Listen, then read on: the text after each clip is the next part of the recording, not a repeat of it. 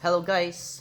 Alamin natin kung ano ang ibig sabihin ng L1, L2, L3 at M1 sa likod ng lisensya natin.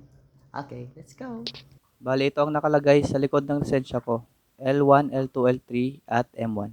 Ayon sa LTO, ang L1, ang ibig sabihin ay 2 wheels with maximum design speed not exceeding 50 kilometers per hour. Ang L2, 3 wheels with a maximum design speed not exceeding 50 kilometers per hour.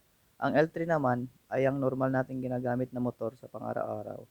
2 wheels with a maximum design speed exceeding 50 kilometers per hour. At ito ay nakalagay sa category A. Sunod naman ay M1.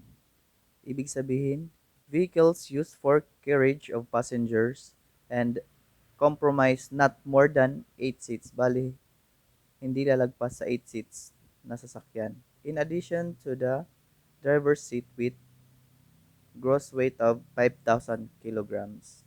Hanggang 5,000 kilograms lang ang pwede. At ito ay nakalagay sa category B.